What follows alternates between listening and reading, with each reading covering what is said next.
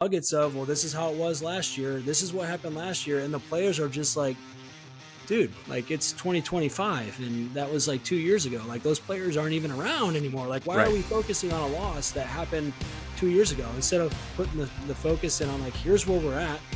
Like, where do we want to go and how do we get there? That's what I want to focus on. This is the Mental Mettle Podcast, where we explore how to forge mental toughness and resilience in every aspect of life. Welcome. I'm your host, Coach Matt Thomann. I'm an ICF certified professional coach with a background as a teacher, basketball coach, and athletic director. But my journey took a dramatic turn in 2020 when I survived both cancer and a stroke.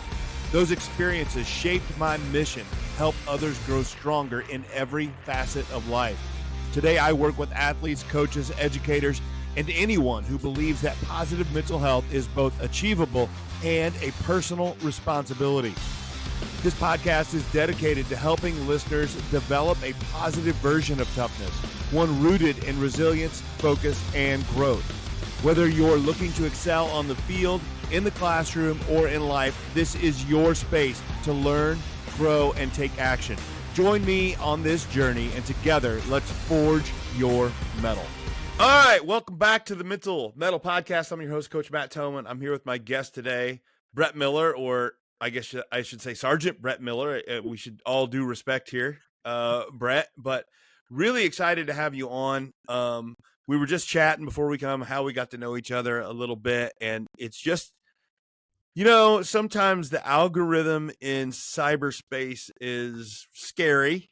Yeah. And you know what's mean, like and then other times it's like, oh, that one actually did some good work there, because Brett, you work for Caterpillar. My wife works for Caterpillar. You do on the side, you do some of the stuff that I do. Mm-hmm. And it's like, it wouldn't take much of an algorithm to be like, hey, these two guys should meet. And it shows up on LinkedIn, and you hit me up. And then next thing you know, we're having conversations, and I'm just excited to chat here. Just give everybody a quick rundown on who Brett Miller is and what you do currently.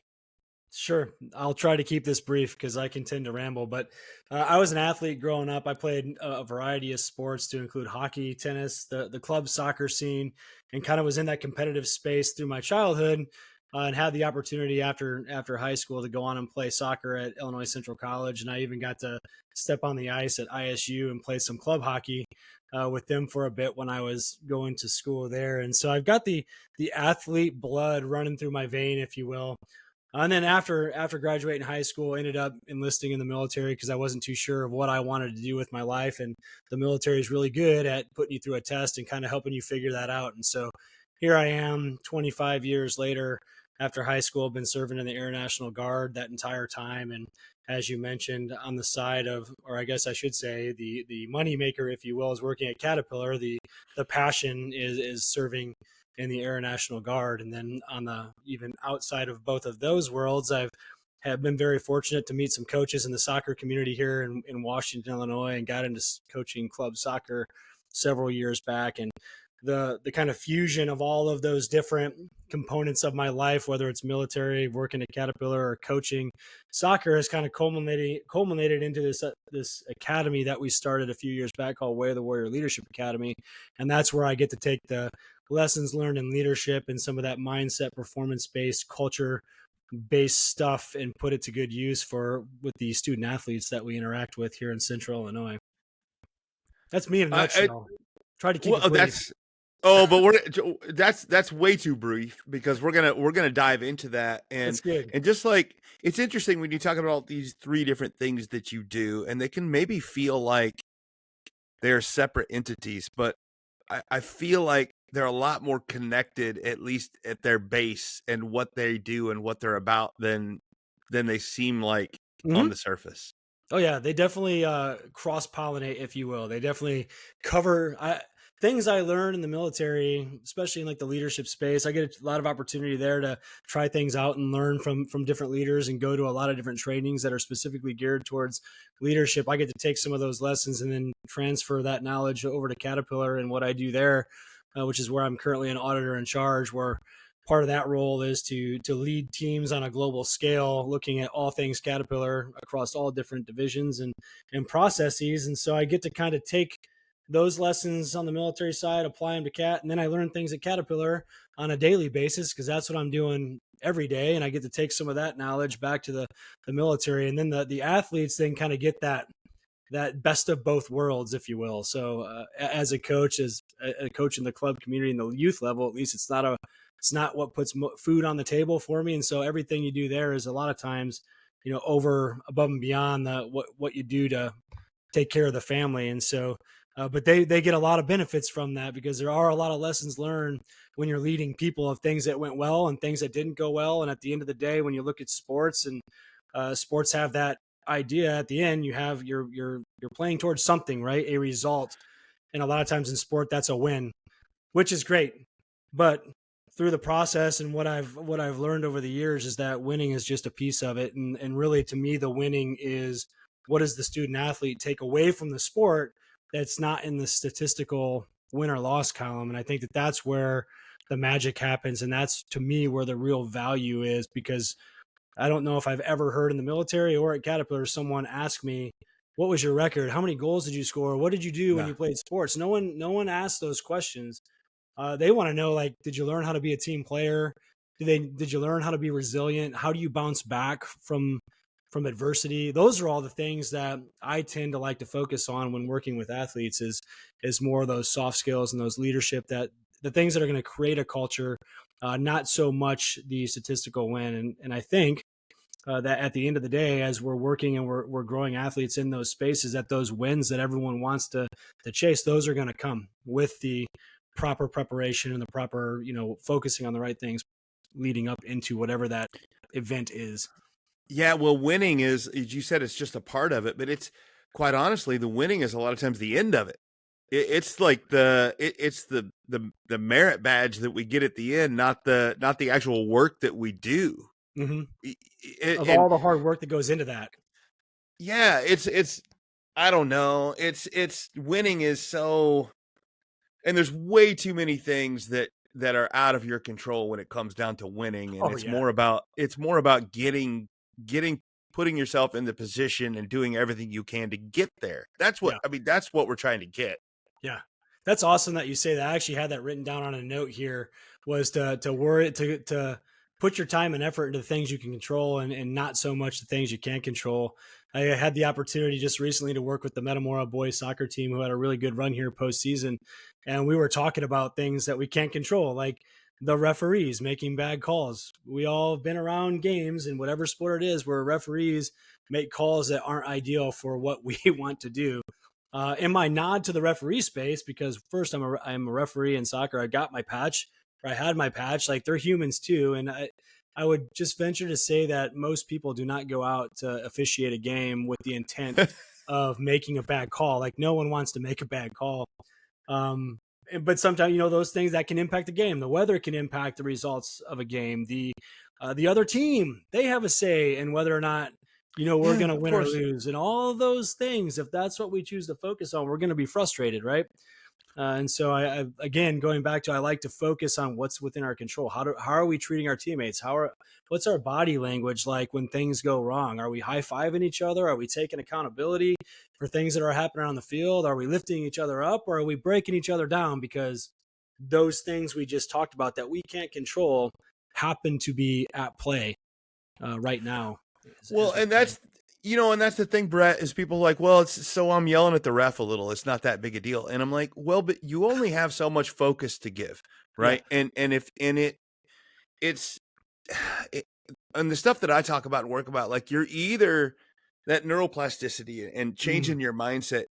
We don't do good at staying in the middle. You're either going one way or the other. Right. And when you're focusing on an official, and nobody, well, you tell me if I'm wrong, you've done some officiating. Nobody's ever focusing on the official saying, hey, that was a really good call. You really helped us out. I appreciate it. Right. It's all negative. Right. And so by just spending time and effort into that, you're just developing a negative loser victim mindset the time. Yeah. And I think the thing is too, I think the players are smart, student athletes, they're smart. They're watching and they're paying attention. And when we're going down that path, and I've been a young coach before, so I'm not saying I'm perfect. I've I had get it. my share, right? Where you let a referee know that you're not happy with the call. And when you're there pointing the finger and your body language is very abrasive and you're kind of going off the handle, those athletes on the bench are looking over at you and they're like, uh-oh, like coach's mind is not where it needs to be. So guess where their mind goes? Their mind goes into I should probably, I mean, that's coach. I'm going to take what he's doing and I'm going to do the same thing. Now I'm going to let the referee have it. And that just bleeds over onto the field as well. And the players in the field. And that's kind of leading into like one of the things I love to talk about in that leadership space when you're on the field. Like if you're wearing a captain's band, or if you're wearing a captain's band, how you carry yourself and how you interact in the field is definitely going to send a message to your teammates. But I guess the little caveat to that is some sports don't have captain's bands. So if you're just the perceived leader, right? If you're that senior on the team because you've been around a long time, everyone's going to look up to you, whether you like it, whether you want them to or not.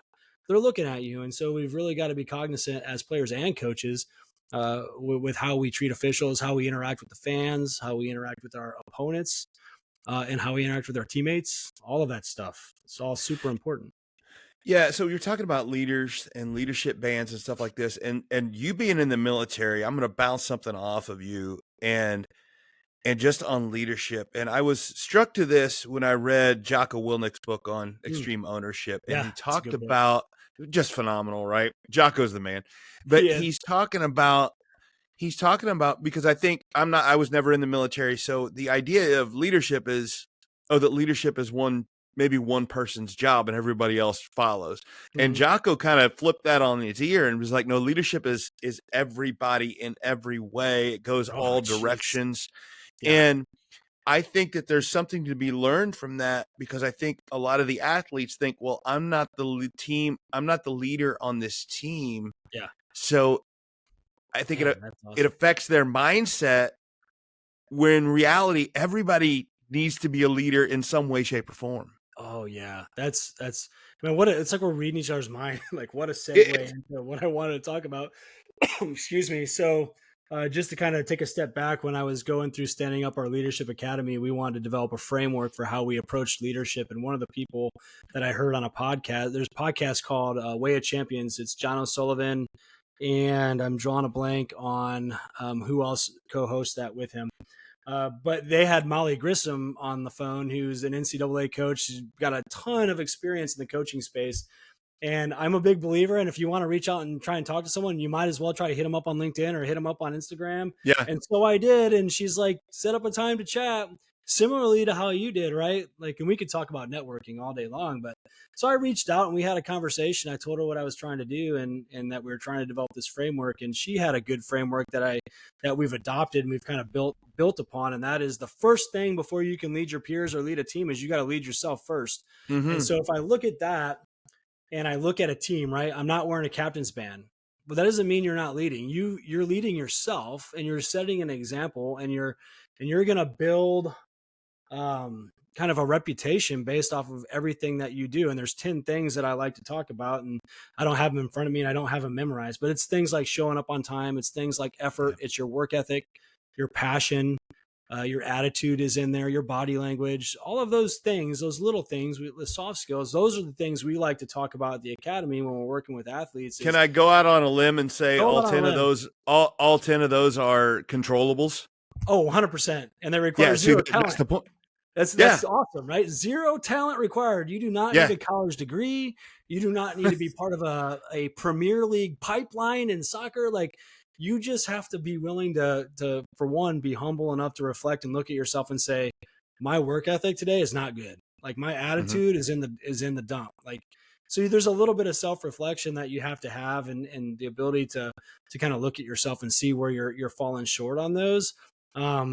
And then kind of going into the team mentality, if you're in that leadership, that space where you're leading, the ability to hold people accountable when they're not living to the standard or whatever the non-negotiables are on your team, right? And that requires trust, and trust requires relationships. And so there's just so much we can unpack in just this little snippet right here. But yeah, none of those require, much of anything other than you have to care. and you have to want to, and you have to buy into the fact that those matter. Yeah, I think Go ahead. that's difficult. That's difficult with kids at sometimes. Oh yeah. Yeah, I have found that in 3 years that we've actually had the official non-for-profit, just in the marketing and advertising and trying to get people to buy in. It's really hard to get players and parents really to buy into, oh, we're going to do this camp. We call it captain's class, and you're going to teach things like mindset, and you're going to teach these things in the leadership space. Yeah. Okay. So tell me how that's going to put a ball in the back of the net. Tell me that's how it's going to let me throw more touchdowns. Tell me how that, and it's like, oh, hey, man, you're missing the point. Like everything that we talk about helps with that, right? Work ethic. Take work ethic, for example. That's one of those 10 things. Like if you don't have a good work ethic, like right there and alone, you're like, that's going to impact your ability to throw more touchdowns if that's what you do, or it's going to impact your ability to score more goals because you're not going to put the time and effort in that is required of that performance, right? And so when you boil it down, you strip the sport away, you have these things underneath that again, it's just like, I love to focus on those things. And I think it does go back to what you said. It's in your control, like all of that. It's just a choice you have to make. Well, and when you say when it all gets boiled down and you strip the sport away, that happens to everybody at some point. Yes, it does. Yep. Yes, it does. And that's kind of the point, is like your ability to throw a ball in a hoop or throw a touchdown pass. Those days are very limited compared to the rest of the other skills. And I think that we need to look at sports as the other way around. It's not the ability to learn how to do the athletic things, but sports is the great vehicle and method for learning the other things that we'll need the rest of life. And we don't look at it that way, but we need to look at it the exact opposite, the way we're looking at it. Welcome to Mental Mettle Coaching, where our mission is to help you learn to thrive in the face of adversity, not just survive it. We are passionate about empowering you to live, play, and work with a resilient and spirited mindset. Hi, I'm Matt Thomann. I'm an ICF professional coach and keynote speaker. My background as an athlete, basketball coach, teacher, and school administrator has equipped me with the insights that resonate deeply with the schools, teams, athletes, and coaches I work with. However, it's my personal journey through anxiety, cancer, and an ischemic stroke in 2020 that truly brings authenticity to my presentations. While learning to speak and write again, I also pursued and earned my ICF coaching certification. Now the practices I embrace are more than theoretical concepts. They're a way of life. Developing a positive mindset is within reach for all, but it requires self-awareness and the repetition of intentional activities. At Mental Mettle Coaching, we'll guide you, your staff, and your students on this transformative journey. Together, let's forge your mettle.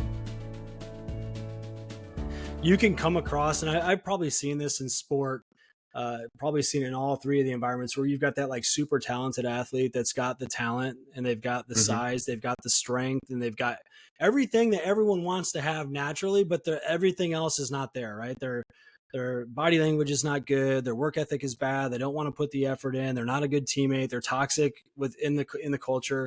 And then you've got the players that maybe at that same point in time don't have all the talent, but man, they're 100% coachable. They just want to be there and learn. They just want to be a value add to the team. And at some point, those two paths cross, and the person that doesn't have the talent but has the rest of it, they're going to learn the skills that they need to be good. And one of the things we talk about at the academy is like, hey, at some point, all of you are going to be on a line.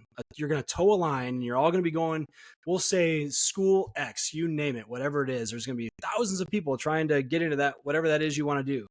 What's going to separate you from the person next to you? So let's say you want to go play soccer in college. Everyone's going to be a soccer player. Like there's not going to be anyone there that you're just going to win on talent. Like you're going to need more to that package. And that's the stuff that I think gets overlooked a lot of times. And if I were to look back and look at kind of peel the onion back on how the academy got to where it was at, that's kind of what it was. Like looking around as a young coach that was new to club soccer, you put a kid out in the field, you put the captain's band on their arm, and you're like, they come off the field and you're like, hey, so tell me about this, what happened here when this happened on the field? And they're looking at you like a deer in the headlights, and that's okay because they're like 6 and 7 years old. That's when this whole concept started. But when you start to look at that unfold over the years, it's like, well, wait a minute, like everyone's teaching X's and O's. That's the easy stuff. Like when I was a Yeah. young Oh, yeah. coach growing up, I could get on US Soccer and find whatever session plan I wanted and go run it. Like it wasn't very difficult. And then you eventually get to the point where you can make your own sessions. But I mean, there's stuff out there to help you with that. There's not a whole lot out there to help you build the culture that's going to drive long-term success. There's not a whole lot out there to tell you, well, how do you help a player who is struggling mentally to show up, right? The stuff, the space that you work in, how do you help with that? And how do you help coaches navigate those conversations? I think it's hard.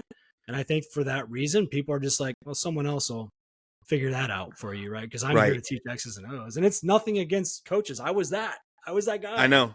And so Well, what's I interesting, just feel like that's what it is.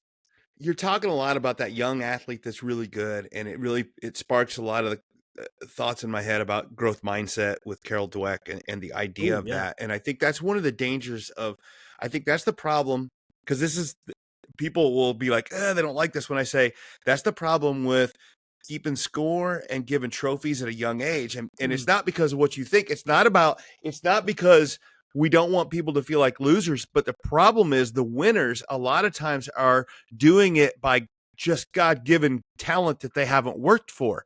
Yeah. And so what happens is they don't start to develop a growth mindset.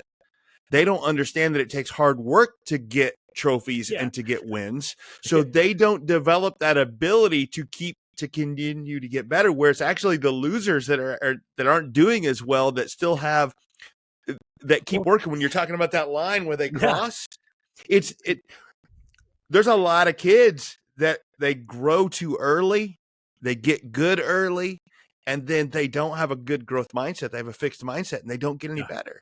Well, that's how it is, right? Like, hey, I just win by showing up. It's great. They don't know anything. They don't know anything about how to get better. Guess what those other kids are doing though? They're feeling the pain of that loss, right? They're feeling that and they don't like it. And so they're like, well, I don't like how that feels. Okay. Hopefully the conversations that we're having are, well, if we don't like how it feels, how do we get better? How do we improve so that doesn't happen? And like almost reflect that back on the athlete and cause them to think about, oh, wait a minute. Like some of this is within my control. Going back to that, like what's in your control, what's not in your control. What's in my control is maybe I could work off the practice field and I could go juggle a soccer ball, or I could go do some stuff to develop my touch better so that when I get to practice, I can focus on the X's and O's, or I can do this, that, or whatever the case may be. And that all kind of, you look and you peel that onion back even farther, that goes back to how's your work ethic? What's your effort level? What's your attitude? What's your energy? What are all those things that all go into leading yourself first that are going to, help you be the player that can deal with that adversity? Because I mean, I've seen teams in the soccer community just growing up as a coach that win everything. Like every time you turn around, they're winning this tournament, they're winning that tournament, and everyone gets super excited about it. And like, I'm not saying don't get excited, but there's got to be a window where you let that go and you start looking at, well, how do we get to the next level, right? And I've seen coaches too that like to hold on to these little nuggets of, well, this is how it was last year. This is what happened last year. And the players are just like, dude, like it's 2025 and that was like 2 years ago. Like those players aren't even around anymore. Like why are we focusing on a loss that happened 2 years ago instead of putting the focus in on like, here's where we're at. Like, where do we want to go and how do we get there? That's what I want to focus on, and like letting go of those little nuggets. Right. And that's how we get kids that struggle with mindfulness, which is that very, what do I need to do in the moment when all the time is thinking about the past or the future, or like, all these uncontrollables, where we need to be like all those controllable things about leading yourself they're all mindfulness based too. Like, hey, how am I feeling right now? How's my attitude right now? What can I be doing right now? And it's all out of right now. And that's hard too. Like because I can think back when I was an athlete and when I was younger, I can recall times my dad, like he used to coach me in hockey and he would go to all my stuff. And I can remember as I got older and we could start checking and the game became a little more physical, I can remember going to games just already all amped up about something that happened in a previous game. And I'm like, I'm just waiting. Like I'm just, and so I know kids have that, right? They have that energy where they want to look back and they're going to say, I'm going to get this guy to come on. I can always remember dad saying, hey, like, that's not your game. Like you're here for this, you're here for this game, you're here for the team. And how hard it was as a young athlete to listen to dad and go out there and just play my game as opposed to getting wrapped up in all the stuff. One incident I can remember very clearly was I was playing junior hockey when it was first come to Peoria, and we went to Springfield, and my aunt and uncle were from Springfield, and they never got to watch me play, and they were going to be there that game. They showed up to watch me play in this game. And of course you go out there, it gets a little bit chippy. And what do? I'm like, dude, I'm getting in on this.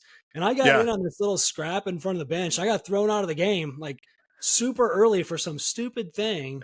And I look up and there's my aunt and uncle who never come to my games, and they got to watch me for like 10 minutes. Like, how dumb was that? Like, I was not thinking clearly. And I can just remember back as an athlete, like Dad would tell me that all the time. But until you've got to go through the process of to the point where you feel the sting of that, as opposed to like maybe not them being disappointed, but you feel like I've let them down, to where you're like, I can do better. And it took me a long time to get to that point, right? Which is probably why I'm so passionate about trying to share that stuff now. And the way I like to think about it is like, hey, let's plant some seeds and hope that the context and the situations you get yourself into, water those seeds, and at some point those bloom. And hopefully those seeds bloom earlier than later. So you're not like me and you're 43 and you're like, oh my goodness, I wish I wouldn't have done that when I was 16 years old. Well, that's just it. Like that failure and those really rough moments, it's hard to grow without them. Like when you're talking about planting those seeds of what you ought to do, you have the dirt and the soil, and quite honestly, the manure to help grow it is a lot of failure, and a lot of we almost have to have it, or we don't feel the need to change the way we're doing things. And that's in my line of work, that's a struggle for me whenever you have to have an athlete that has to have gone and have some struggles and recognize that that's struggle, right? How do you do that? How do you do that in your life with the athletes you work with? Is it like advising to get out and go find outside your comfort zone, or can they find it where they're at a lot of times?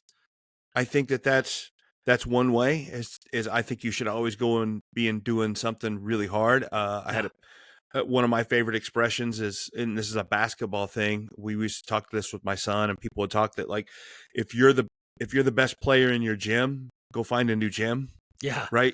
And but you have to have that mindset to go want to get beat, and you want to have really bad moments. And it's nice if those happen, like not in real crucial games too. Right. Yeah. Right. But I think that's hard. It is really hard. I find, quite honestly, not to be sexist here, but a lot of the young male athletes in high school, a little bit more, I don't know if it's arrogance or if it's just perceived arrogance, right? Mm-hmm. I'm not supposed to show that this is a struggle, right? Oh man, it's tough. It is. I'm a big fan. It's crazy. I'm a big fan of vulnerability, which is a weird thing to say, but I think that is how we get better at stuff. Yeah. But it's humility, right? A little bit of humble. Yeah. And there I was just listening to my mentor, Travis Thomas, was talking on, he had posted something and he said he was referencing someone else. I don't think he said this, but he was referencing someone else. And he said, there's two types of people out there. There's those who are humble, and then there's those that are about to be. Yeah.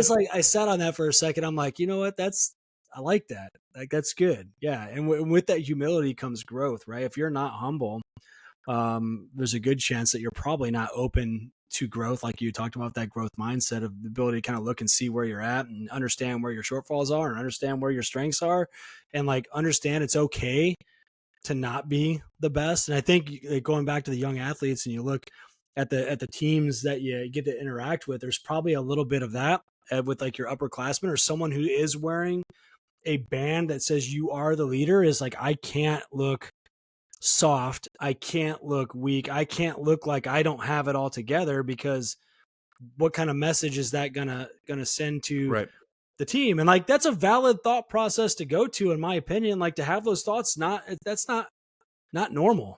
Like that's normal. It's just go ahead. I agree, but I think that and I'd like to get into kind of how you do your sessions with the Way of the Warrior and his captain's class and anything like that, because I've found that if we can get athletes that are of similar situations and things like that, and they see somebody else be vulnerable, they're more likely to do it. And then, Oh yeah. then we can start to see some growth, which is why I really like to do a lot of my stuff in the group session, Mm-hmm. because I think that somebody realizes, oh, that's not just me that feels that. Yeah. It's somebody else. And then there's a lot of power in that. Yes. So talk to me a little bit about how you do your stuff and talked about that, about your nonprofit and just kind of how you got into it, how that works, and Sure. all of that. Yeah.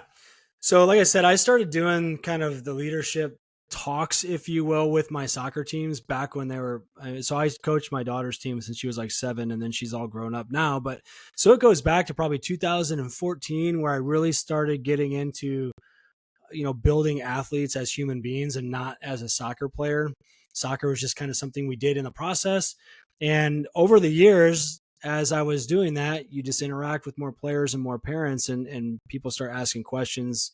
What are your thoughts on this? What are your thoughts on that? Well, that eventually got to the point where I met the right people on that journey. And one of the people that I met, Chris Korger, was a C-130 pilot out at our base. And he coached at the time for FC Peoria. And I was a PSC coach, Peoria Soccer Club coach. And so club wise, we were kind of rivals with each other until we merged. But Chris and I kicked it off from the very beginning. And I remember very early on, Chris would, just being a military guy and what we would talk about when it comes to player development and coaching the player or the human being, not instead of the soccer player, was he's like, hey man, when are you going to retire from the military and do this like for real? And I was like, well, I don't know. Like, I don't know what that looks like. And we just kind of continued to kind of water that seed over time. And in 22, one of the other coaches that I worked with, Will Hudson, who's here in Washington, who had the Legends soccer program, that's where I initially started. He just texted me one day and he's like, hey, what do you want your website to be called? And I was like, what are you talking about? And he's like, I'm paying for your first year. We're doing this. And he's like, what do you want it to be called? And I'm like, holy crap. I'm like, this is crazy. And so I started putting some real thought to it. And so kind of just taking a step back on just the title, Way of the Warrior Leadership Academy. So I went to Woodruff High School back in the day, and we were the Woodruff Warriors. And I credit a lot of kind of the mindset from the athlete side to my coach, Nate Eisfelder, who coaches Richwood soccer, the boys and the girls now. And so the Warrior kind of comes from that. Our colors are blue and gold. They kind of come from that. There is a lion in our logo that's kind of stands for courage and kind of that humble warrior, if you will. And then there's a eternal flame for the process of eternal learning. And so kind of putting all of this together and not knowing what I don't know. And we eventually got to the point where it's like, well, let's do a camp. What are we going to call it? Well, let's teach people leadership. Well, captains are kind of leaders, right? And so it kind of started with, well, let's call it Captain's Class. And so we started with Captain's Class.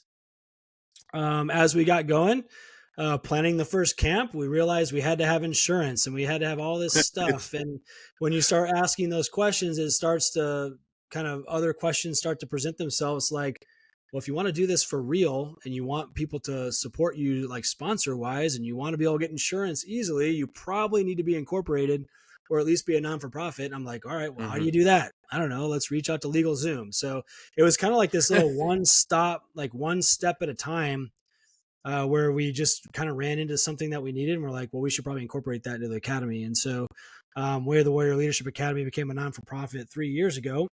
And we put on Captain's Class 001, which is the first of the series. And really what it is it's a 5-day learning experience a 5-day learning experience for each day is 3 hours long. And it starts from 5 o'clock, goes till 8 o'clock at night. We've done them at Washington High School because that's where I was coaching soccer at the time. And it's split up into 3, what we were calling evolutions a night. So the first night was very military-like. I've got guys. I was going to say, you're throwing the evolution stuff in there. I love it. Yeah, kind of taking that from the SEALs a little bit. But right. Too much Jocko. And yeah. So we have guidons, which is like this pole with a spike and a flag on it. And so the academy, when we first stood it up and developed it, was broken down into be able to handle 100 kids. We have not had this many, but we planned for like big. Sure. And so we've got 4 flights that make the captain's class up. We got Viper flight, Herc flight, Raptor flight, and Eagle flight, which all are Air Force planes because I'm Air Force and we love that. And so for that first hour, we do things like PT. So we do PT together, physical training. We do marching. We learn how to form a flight. And with that comes things like how do I project confidence in my voice? And so we talk about confidence and how do we build confidence amongst our peers? And if we're not the one in command or we're not the one leading, how do we become good followers? And so we talk about all of those type of things. We also do inspections. And so there's a very specific way you're supposed to show up every day. So shirts tucked in. If you're going to have your hair pulled up, it needs to be like a single braid. Your water bottle's got to have the little cap to the right. And we kind of build all these little attention to detail things into it. And so we inspect you on how you, like, did you meet the standard on dress and appearance? Did you meet the standard on how big your PT pit is? Like your PT pit's got 4 colored cones. Are they set up in the right direction? Or the right formation? And every day it's a new leader. So every day we give someone else the opportunity to kind of be that front man, if you will. And that's the first hour. That's a lot of fun. And usually it pushes a lot of people outside their comfort zone. And that's by design. It's not to break them like in the military, it can be a lot of yelling and stuff like that. Well, that was going to be a question that I kind of threw in there when you're throwing evolutions and PT and stuff like that, is like, I don't know. I get some pushback sometimes whenever I'm talking about leadership and talking about how we really need to have it be more positive than negative. And occasionally I'll get some military personnel in there like, well, it was fine for me to, and I'm like, I don't think that this is like, there's a difference between kids soccer and defending our country. And I don't know how to describe that to you if you can't understand that. Yeah. Yeah. No, that's a good point. And so there is no yelling in what we do. It's more of a push to where are you telling me that you're done? If that's, you're working on a set of 10 push-ups, right? And you're at 9 and you're like, I'm done. I'm going to challenge you. And I'm going to try to, I'm going to get you to open your mind to the fact that maybe you have one more. Like, what if you had one more? And then as the rest of the group is around, it's, hey, the rest of you, like, how can you support so-and-so trying to knock this last push out, right? Some people will come over and get right down next to you and they'll push it out with you. And you'll find that like they're capable of more than they thought they were. And so, and we do that on everything, right? We're trying to find out like, where are you telling me you're done? Now let's like take a healthy approach and a healthy look at like, is that reality or is that for real, right? Are you really done or is there a little more in the tank? And how can we know when we can access that? And so that's what that first hour is about. And it's really, I would say there's a lot of, I hesitate to call it winging it, but there's a lot of flexibility and adaptability on that. So I don't really have a game plan for what it looks like other than there's these 5 things that we need to accomplish, and whatever path it takes, then we flex and we adapt and we try to bring forward whatever it is that we're trying to teach, whether it's confidence, whether it's teamwork, whatever that is. Yeah. So we do that for an hour. And then the second hour, evolution 2, is all about whatever the concept of leadership culture that we're talking about. So like I said, the format for how we teach it is based off of Molly Grisham's work, and that the first 2 days is all about leading yourself. So the first day, you're getting those top 10 things, and that's what we're going to talk about. And the really cool thing, like to your point, when you get a group of kids together who all come from different environments, different coaching environments, different teammate situations, the really cool thing when we first started, it was all girls. And we had Jasmine Bisming from Richwoods. She's the kicker for the team, and she's going to play college football. She's going to kick. It's awesome. We had Bailey Lush from East Peoria. She's a wrestler. And so we had some people come in from sports that like, we had the soccer player who their entire environment's all girls. We had the volleyball, the basketball players, they come in, they're all girls. And then you have these players that come in that have to deal with guys, right?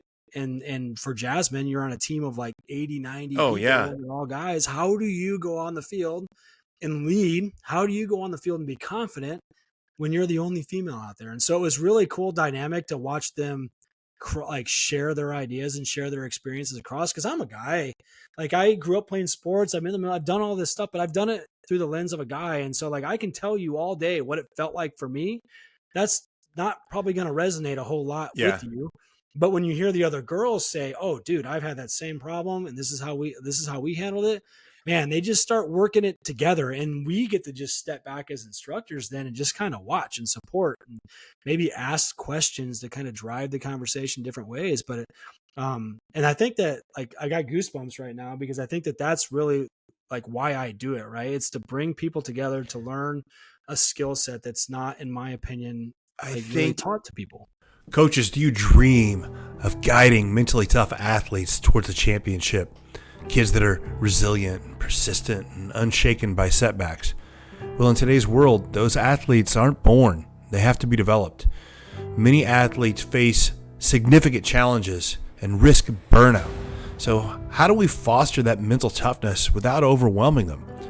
Well, introducing the Ember to Inferno program, Building Mentally Tough Athletes. This series is designed specifically for coaches, offering a deep dive into your own journey of mental toughness and equipping you with practical tools to build confidence and belief in your athletes. Rather than just simply adding more adversity to their life, we focus on creating a strong foundation for mental resilience. You'll learn how to transform a spark of motivation into a blazing fire of toughness, using techniques that address challenges like social media pressures, athletic stress, and trauma. Don't just wish for mentally tough athletes, build them. Join the Ember to Inferno program today and ignite the potential in your athletes. For more information, contact me, Coach Thomann, at Mental Mettle Coaching. I think what's so cool about what you're doing there, especially that second hour, because I do some of the same stuff, is we're giving kids and athletes a place to converse about those things and talk about those things that it didn't really exist before. Yeah. Right. And I think that we say those things are really necessary. You got to have your own confidence. We got to work on leadership. We got to work on teamwork. But a lot of times, and a lot of athletes and a lot of teams, or a lot of coaches really is what I mean to say, is they ask for those things, but they don't give space for those to grow. Yeah. They just expect them and demand them, but they don't say, how do we talk about that? How do we develop that? Which is silly, quite honest. Yeah, and actually that it kind of raises something else that I'd like to mention is also within the academy, we have what's called an iWarrior next level athlete. And these are athletes that have gone on to college and they're doing the sport thing in college. They're leading in some capacity in college. And we have 4 of them. One of them I work with at Caterpillar. She's with Ernst & Young. She's an auditor as well. And she played soccer at Purdue. She was actually the captain at Purdue. And then she went on to play semi-pro soccer in Kyrgyzstan. Her name's Maya Lambert. And one of the things we use our iWarrior next level athletes for is, hey, we're getting ready to put on, say, Captain's Class 002. Here's the things we talked about in 001. I need you all to provide input from what you've seen at the next level that can help drive value down into the athletes we're working with. And one of the things Maya talked about was when she was at Purdue, the eating disorders, right? On the female side of sports and the need to be in this tip-top shape and how eating habits can get out of hand. And they had many players that went through that struggle when they were in college. And it's like, man, Maya, like as a guy, I would have never thought to bring that up in the context of what we were doing, but we did. And Captain's Class 002, that was one of the questions that we had during Evolution 3 was like, hey, what are your guys' thoughts on eating disorders and stuff like that. And like, the thing is, like, I'm just relaying it from another female athlete because when we first started this, it was all females. We weren't working with boys yet. And so like for them to know that question was really being asked from one of our iWarrior next level athletes, they talked about it. It's like, man, that's kind of cool. Like I didn't have to sell it. I didn't have to, explain the importance. They know the importance. Like, let's talk about it. It's again, given the space to have that conversation, to let them know that that's okay, that it's not something we're just sweeping under the rug and that this is not okay. And understanding that, listen, an athlete needs to fuel properly, right? It's not. Yeah. And that's how important that is. That's so good that you give that space. So what's that third hour look like? So the third hour, it's one of my favorite. So the third hour is like your team building activity, and it changed, right? Out of the 5, we've done a couple different things. We've done a Lego activity where everyone has a different role and they can only do certain things. And so it really drives a lot of teamwork.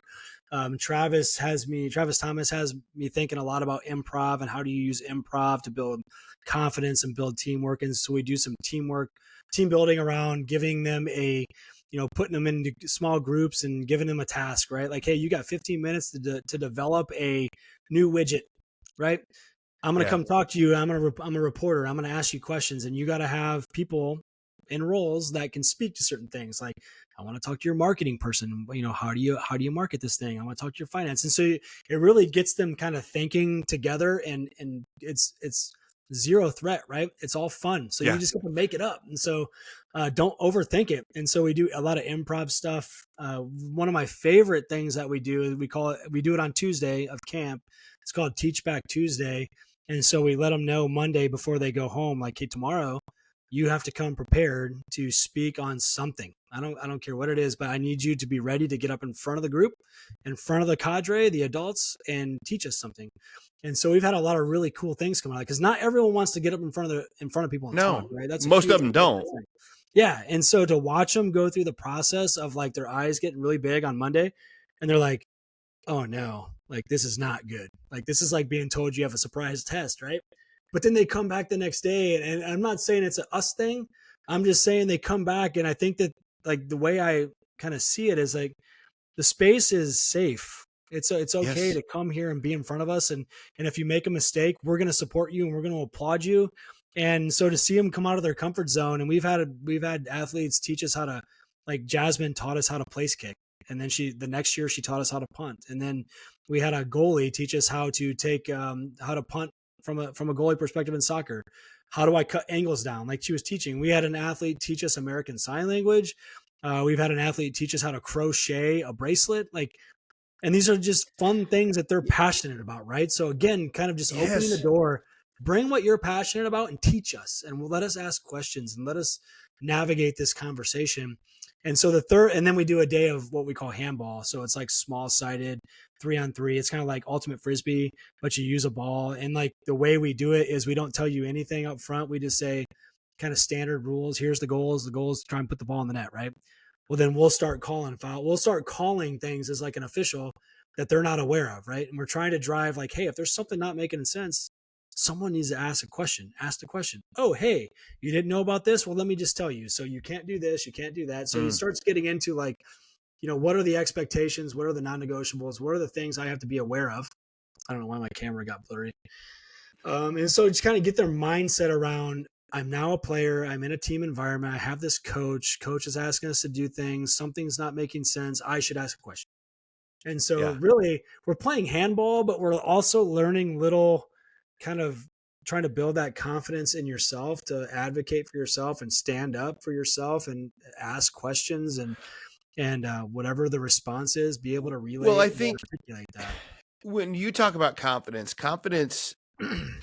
spreads over multiple disciplines, in the sense that, like, you're asking a parent ask, well, what is this? How does this help them throw a ball in a net? And it's like, well, a kid that comes in and teaches a group of people, including adults, some American Sign Language, they get to realize that they know how to do something that others don't, and that they're good at something, and they give the opportunity. And it's remembering that I'm good at that, and that I know things, because I think that one of the biggest problems with confidence is the lack of, well, I like to say confidence is evidence-based. And if you're not paying attention to the evidence, you're not going to have confidence. So giving the kids the opportunity to remember some things. Oh, I'm actually good at things.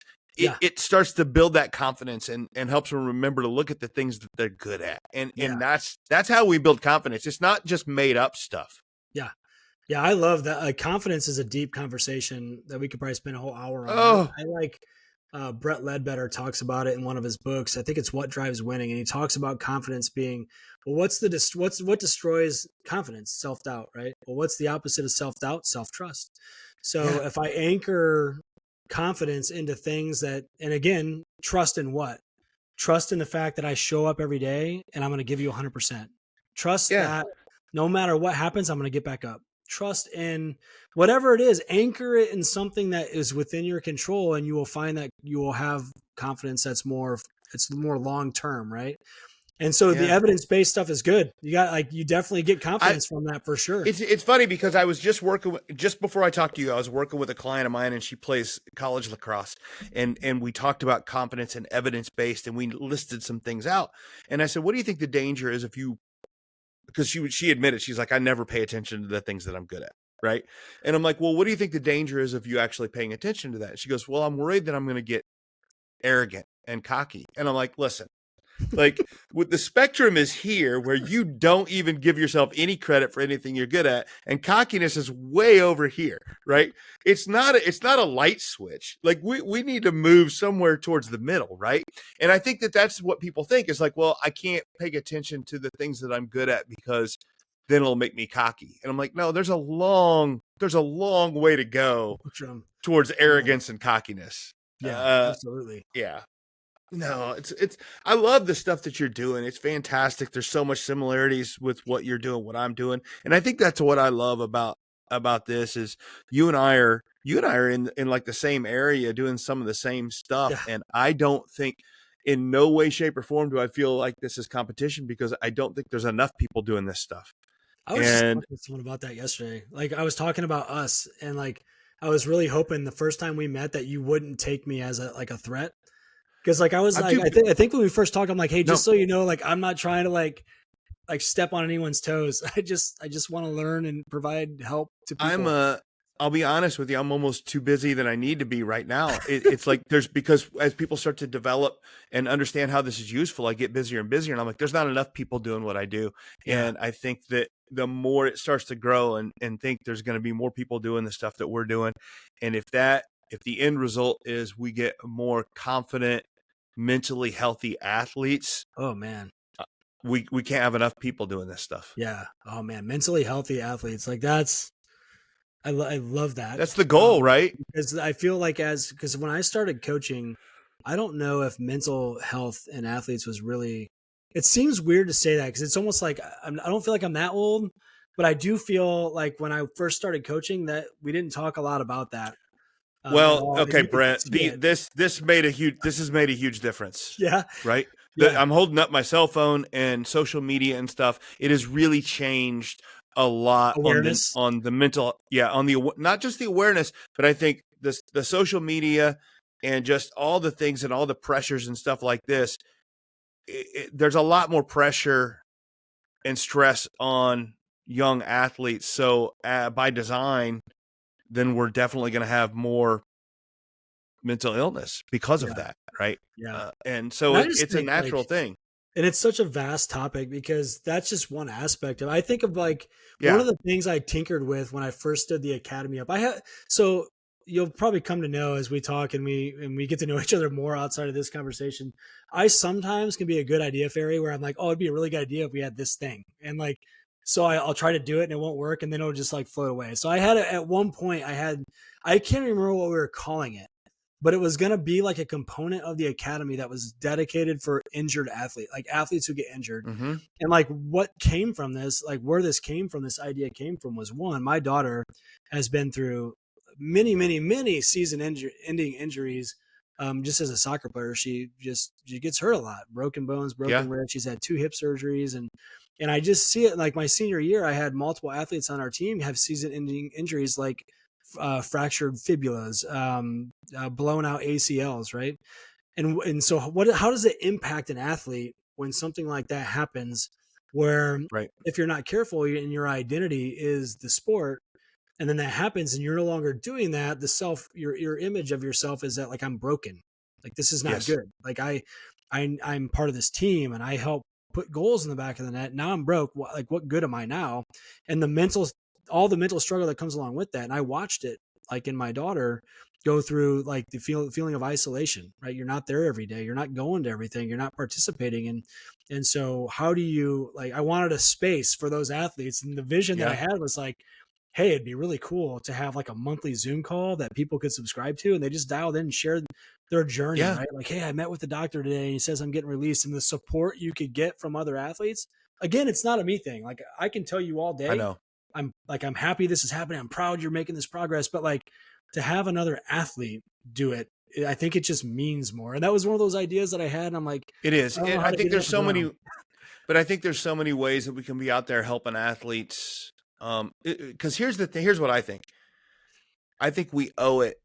I mean, high school sports are a huge deal. Mm-hmm. It's a huge deal. And look at all, Jim Matson and these guys and all, I mean, they're all, you know what I mean? It's such a big deal is watching all these high school athletes and I think it's awesome and I love it. But with that comes pressure, comes expectations, comes all those things. I think as the adults in the room, we owe it to them to support them better. Yeah. When those things happen. And I think I just think we need to, instead of saying, oh, you kids are soft. Yeah. You kids are soft. Dude, what's wrong with you guys? That's back in the day. I know. That's back in the day mindset right there. Yeah. Yeah. And I think that, well, back in the day when I was playing, and I don't know, like, I graduated in 2000.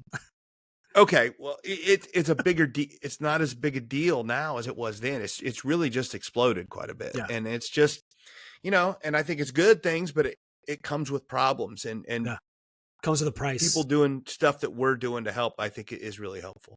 Yeah, it comes with a price for sure. I told you this has been a great interview. My last question I always ask here, because we're running short on time, is what did I not ask you that I should have? What's the burning question that you're like, well, he really should have asked this? Then if we don't talk about it, Brett, it's all on you. Oh man. See, that's where I could have put some more thought to this prior to this call. So the one thing and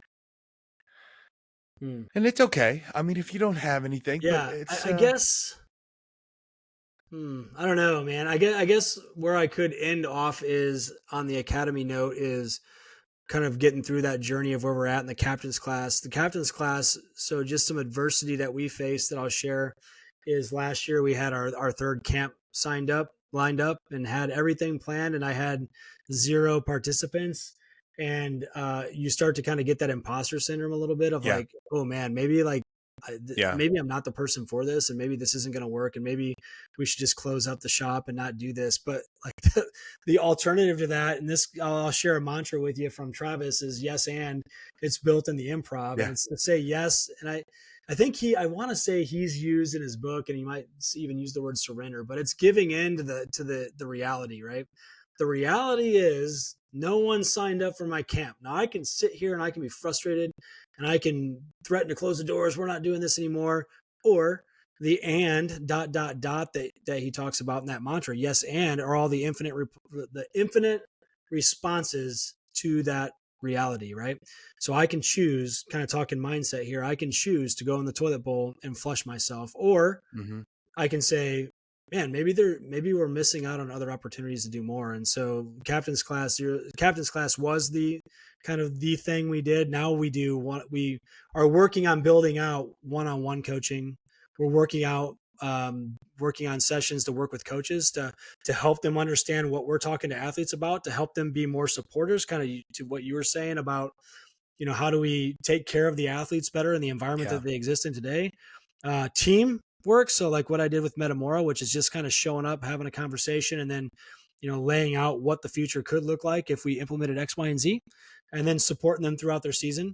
And then the captain's class still exists. And then I've got speaking engagements too. So I'm getting ready to go speak to the Stockdale fellows out in Monmouth College, which is a 4-year leadership program that they have that teach this type of stuff. And so I'm going to go talk leadership with them. And so I guess that would be maybe the one thing that I just share is that we're growing. We got a strategy session and that we're putting on in 2026 here, early 2026, where we're going to bring everyone in and we're going to have a conversation about where we want to go. And we're going to open it up for people to be a part of the conversation and what they see value in and, you know, what their thoughts are. And we're going to see where 2026 takes us.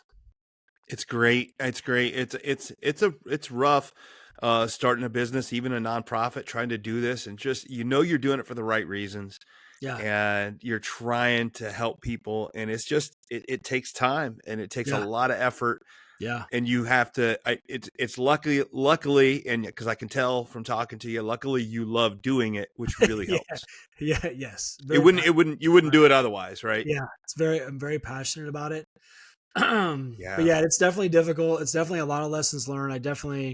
I don't know, like I didn't go to school to be an MBA to like understand business. And so there's a lot that I still need to grow and learn in this space. And at the end of the day, I think if you can impact one person, that's it. Like, I just want to have an impact, right? can't have an impact with everybody. Not everyone's going to buy into it. But if somebody takes away something that you're taking. Well, see, that's the thing. It's interesting you say that, because that was something when I first did my first few speaking engagements. I would, first few speaking engagements, I might be in a room of 100 people listening, right? Mm-hmm. And what I would do, and the whole thing about negative and positive, and we find what we look for, either the good or the bad, right? Oh yeah. And I would come out of there at the beginning, and I would say, well, there was a guy at the back who had his computer up, and he wasn't paying any attention. Yeah. And I would be like, man, I must have done a terrible job because that guy wasn't paying attention, right? When in reality, every time I speak, at least one person comes up after and says, I really enjoyed that. Yeah. I'm going to take this away, and I really think you just helped me. Yeah. And it's learning. If I speak to a room of 1,000 people and just one person comes up and talks to me about that, I feel like I have to be like, I did my job today. I spoke to that one person, and I might have really made an enormous difference in their life, and that was worth me showing up today. Yeah, man, that's powerful. Like, you just never know, how the impact you'll have. Right? You don't get a choice. Like, you're there, you're doing your thing, and you don't get a say in what the room takes away from it. Right? So, like, no. Gratitude. And now you try to be better. You try to always get better, and you try to say, well, okay, how can I be more engaging? Absolutely. How can I do this?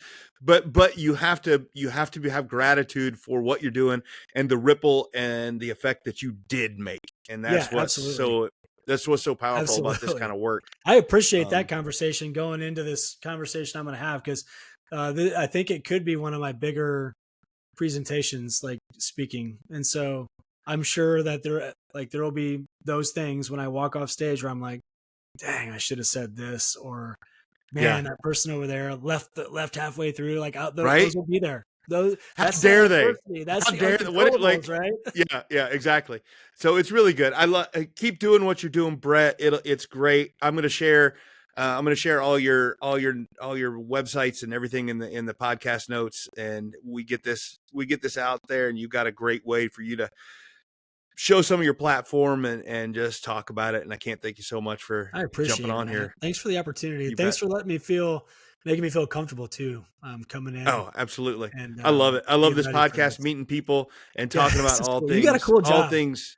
Oh, it's fantastic. I love it. It's a long story how to get there, and there's a lot of a lot of ups and downs, but it's fantastic to be where I'm at right now. Yeah, absolutely. Well, hey Matt, if you ever need anything, reach out. We live in the same town, dude. So maybe we'll do. You got it. Sometime.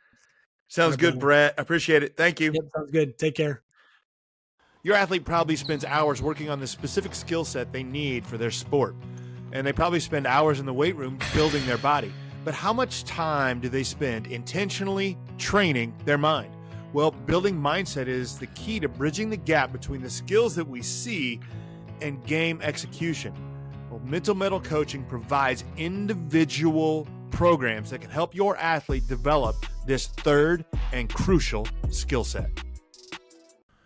So that was my conversation with Brett Miller, Sergeant Brett Miller, and it's just if you notice, and there's something that I'm going to be doing over the next few episodes here on the Mental Mettle Podcast. The next 3 episodes are going to be working with different individuals, different coaches that work primarily almost exclusively on the mental part. And I've got Brett, I've got a former player from Iowa State, women's basketball coming next week, and then I'm getting another mental performance coach who works with some high-level clients. And so what I'm doing over the next month here is interviewing different coaches that work on mentality.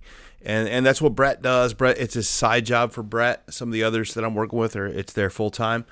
But regardless, it's such an interesting thing to me that one, I find it very it's uplifting a little bit to know that these people contacted me, the people that I'm having on have contacted me because just in their algorithms and their searches and what they do, that the Mental Mettle Podcast comes across on their searches and comes across their desk and their computer. And it is really, really cool that the podcast that I've been doing now for over a couple years now is becoming synonymous with mental performance in athletics, and that's as cool as it gets to me. It's just awesome that is how that's happened and what it is, and what it's become. And what's really interesting about it, when I first started, I've had a couple other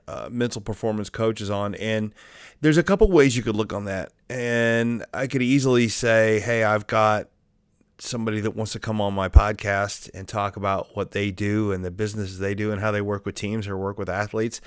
And on one hand, I could easily say, well, yeah, that's kind of what I do too here. And like, we kind of compete. And why would I've built this platform for my coaching business, the Mental Mettle Coaching, and I've made the Mental Mettle Podcast. It's a lot to promote my business and what I do, and that's one way to look at it. Absolutely, it could, because it's easy for me to just say, well, no, this is kind of mine, and if people are looking for a mental performance coach, I want them to hire me and work with me, and invariably, whenever somebody comes to you, that goes through your head.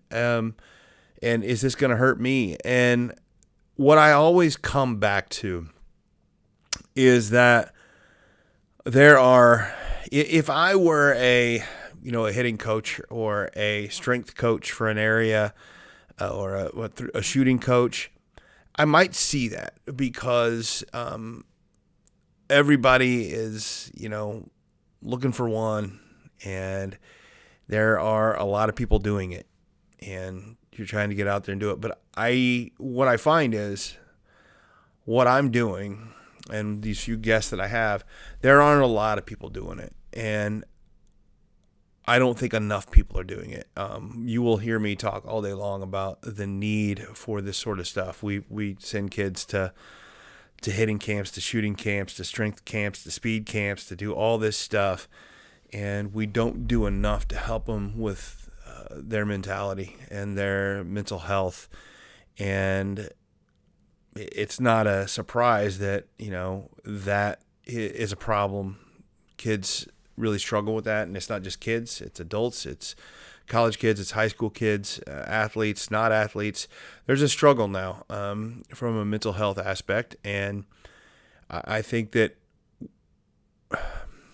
not to get into it too far, I don't want to be Debbie Downer here, but when you start to have some problems, I kind of like look at what I'm doing, and the analogy I get is, if you get seriously injured or seriously hurt or very sick, you need to go to a doctor, right? But you can do a lot of things to preempt that. You can work with a nutritionist. You can work with an exercise coach, a personal trainer, to help you stay fit, so that you don't have to go see a doctor when you get sick or you get injured. You're so much out of shape that your body breaks down, things like that. So you should do those things. You should take care of your body so that you don't have to go to the doctor as often. You still could need it. And I find that I feel the same way in what I do, in that I'm not a licensed therapist or counselor, and I don't want to be. Those are when I finally needed to go to a therapist. I had some really serious problems after my stroke, and I needed that. But had I worked with somebody like me ahead of time and strengthened my mental, abilities and my mental strength, just worked on my mental strength, I probably wouldn't have needed to go that far.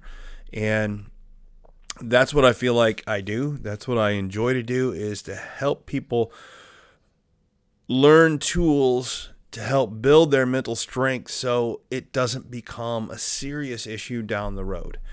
And I think that there need to be more people doing what I'm doing. And so if somebody contacts me and says, and just to be so excited to have somebody contact me to like, hey, I see your podcast is on mental performance and mental toughness, and that's what I do. The fact that they found me and recognize that is awesome. I have to build on that. I have to help build that idea. And I learn things from people. I learn stuff from Brett. My next few guests that I'm learning stuff from them.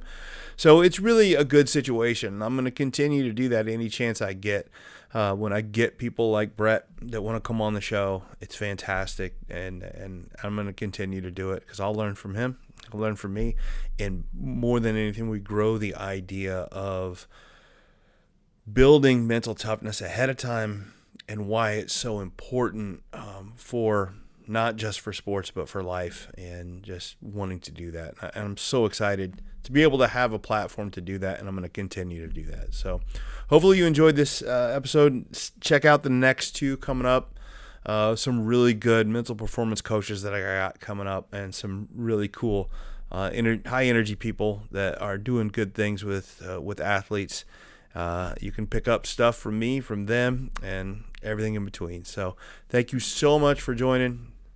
It's always a pleasure to have my guests listen, like, share, subscribe. Don't forget to do those things. Really helps. You connect me with other people, and that's a good thing. So continue to do that. But for now, I'm your host, Coach Matt Thomann. This has been the Mental Mettle Podcast, and always remember to forge your metal. Thanks for listening to the Mental Mettle Podcast. Don't forget to tune in every week for more insights and strategies to help you forge mental toughness and resilience. This podcast is brought to you by Mental Mettle Coaching, where we are driven by a passion for sharing knowledge and experience that empowers others to play, live, and grow with confidence. Our mission is to instill a resilient and spirited mindset in our clients, enabling them to confidently face adversity and actively seek new challenges for personal growth. At Mental Mettle Coaching, we offer individual coaching, group coaching, and professional development for schools and businesses. Whether you're an athlete, educator, or professional, we're here to help you unlock your potential and thrive in every area of life. Until next time, keep growing, stay resilient, and always remember to forge your metal.